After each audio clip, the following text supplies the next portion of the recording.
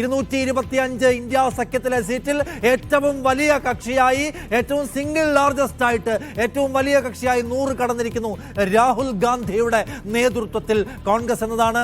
അതേസമയം കേരളത്തിലേക്ക് വന്നാൽ UDFന്റെ വലിയ മുന്നേറ്റം കാണാം. പക്ഷെ അവർക്ക് തൃശ്ശൂർ നഷ്ടപ്പെടുകയാണ്. ഈ UDFന്റെ സിറ്റിംഗ് സീറ്റായ തൃശ്ശൂർ TN പ്രതാപൻ MP ആയിരുന്നതിൽ നിന്ന് നഷ്ടപ്പെടുന്നതാണ് കാണുന്ന കാഴ്ച. 23,000, തിരുവനന്തപുരത്ത് 4,948, 5,000 വോട്ടിൽ ലീഡ് ആർക്ക്? രാജീവ് ചന്ദ്രശേഖരന്. അപ്പൊ കേരളത്തിൽ എന്താണ് 17-1-2 എന്നാണ് സ്ഥിതി. അതുതന്നെ ആയിരിക്കുമോ അവസാനത്തെ വിജയചിത്രം എന്നറിയാൻ കാത്തിരിക്കണം.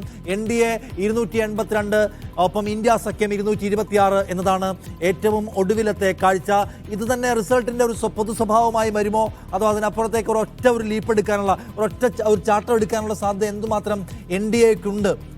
പക്ഷേ ഈ ആദ്യത്തെ ഒരു 2 മണിക്കൂർ പിന്നിടുമ്പോൾ, 2.5 മണിക്കൂർ പിന്നിടുമ്പോൾ എന്തുകൊണ്ട് NDA ഒരു വലിയ ട്രെൻഡ് ഉണ്ടാക്കുന്നുണ്ടെങ്കിൽ, ഒരു നരേന്ദ്രമോദി ട്രെൻഡ് എന്ന് പറയുന്ന സംഗതി ഉണ്ടെങ്കിൽ, നരേന്ദ്രമോദി എന്ന് പറയുന്ന ബ്രാൻഡിന് വാല്യൂ ഉണ്ടെങ്കിൽ, നരേന്ദ്രമോദി മുന്നോട്ട് വെച്ച ഗ്യാരണ്ടി അംഗീകരിക്കപ്പെടുന്നുണ്ടെങ്കിൽ എന്തുകൊണ്ടാണ് ഒരു വലിയ ട്രെൻഡ് ഉണ്ടാക്കാൻ, വലിയ ഒരു ആവേശപൂരം ഉണ്ടാക്കാൻ എന്തുകൊണ്ടാണ് കഴിയാത്തത് NDAക്ക് ഇപ്പോഴും? അപ്പോൾ നമുക്ക് NDAയുടെ 290 എന്ന് പറയുമ്പോൾ BJP ഒറ്റയ്ക്ക് എത്ര സമാഹരിച്ചു എന്നതിൻ്റെ കണക്ക് ആവശ്യമുണ്ട്. എന്നാൽ 224 നിൽക്കുന്ന ഇന്ത്യ സഖ്യം താഴേക്ക് അങ്ങനെ പോകുന്നില്ല എന്നത് ശ്രദ്ധിക്കേണ്ട കാര്യമാണ്.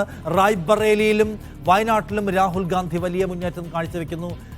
അമിത്ഷാ BJP നേതാവ്, അദ്ദേഹം വലിയ മുന്നേറ്റം, വലിയ ഭൂരിപക്ഷം, 1.5 ലക്ഷത്തിനെങ്ങാണ്ട് ഭൂരിപക്ഷത്തിലേക്ക് എത്തിയെന്ന് തോന്നുന്നു. ഇപ്പോൾ അല്ല, അതിന് കണക്ക് പുറത്തുനിന്നില്ല, 15,000-ാണോ 1.5 ലക്ഷത്തിനാണ് കാണണം. എന്തായാലും അമിത്ഷാ 1.5 ലക്ഷം കടന്നു ലീഡ്. അയോധ്യയിൽ BJPയുടെ ലീഡ് കുറയുന്നു എന്ന് കാണേണ്ട കാര്യമാണ്.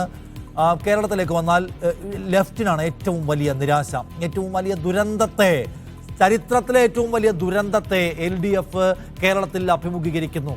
കാരണം ഈ ടാലിയിൽ ഇങ്ങനെ കാണേണ്ടി വരുന്നത് 2.5 മണിക്കൂർ പിന്നിടുമ്പോഴും UDF 17, LDF 1, BJP 2 എന്ന് കാണേണ്ടി വരുന്നത് എന്തുകൊണ്ടാണ് എന്നത് ഇടതുപക്ഷ ജനാധിപത്യ മുന്നണിക്ക് ഉത്തരം പറയേണ്ടി വരുന്ന ഒരു ക്വസ്റ്റ്യൻ ആയിരിക്കുമെന്ന കാര്യത്തിൽ തർക്കമില്ല. എണ്ണിപ്പറയും ഓരോ വോട്ടും. June 4 media 1-നൊപ്പം.